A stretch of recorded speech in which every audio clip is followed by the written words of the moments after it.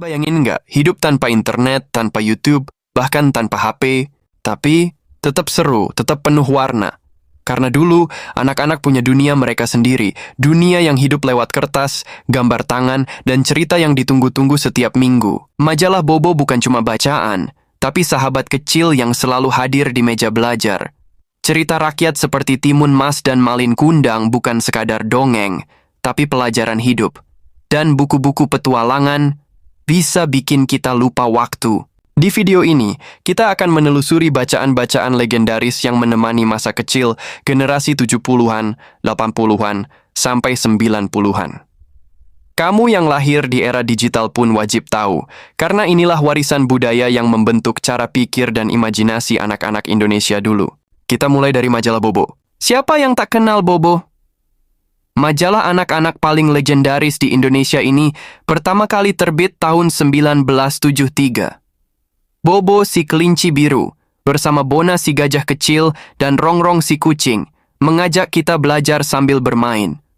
Ada rubrik cerita, teka-teki, eksperimen, sampai surat pembaca.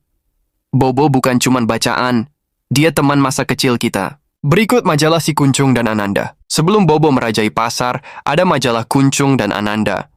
Si Kuncung muncul sejak tahun 1950-an dan Ananda banyak menemani kita di era 80-an dan 90-an. Ciri khasnya, gambar tangan klasik, cerita rakyat, dan banyak puisi anak-anak. Rasanya kayak mendengar dongeng dari nenek. Berikutnya komik cerita rakyat Nusantara. Kita lanjut ke cerita rakyat.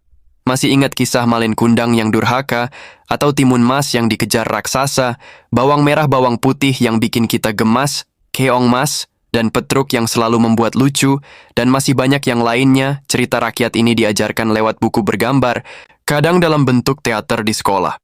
Nilai moralnya kuat banget, tentang hormat pada orang tua, kejujuran, dan keberanian.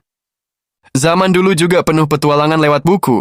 Enid Blyton dengan 5 sekawan dan pasukan mau tahu bikin kita ikut menyelidiki misteri. Komik juga tak kalah seru. Anak 90-an pasti kenal komik detektif Conan versi anak atau komik Y yang bikin sains jadi asik. Bacaan-bacaan ini bukan hanya hiburan. Kita belajar sopan santun dari cerita-cerita Bobo, nilai kerja keras dari cerita rakyat, dan daya pikir kritis dari cerita petualangan. Zaman dulu belum ada internet, tapi lewat bacaan, kita bisa membayangkan dunia yang luas. Itu dia perjalanan kita mengenang bacaan anak-anak zaman dulu. Kalau kamu punya bacaan favorit, tulis di kolom komentar ya. Jangan lupa like, share, dan subscribe untuk konten nostalgia lainnya. Sampai jumpa di video selanjutnya.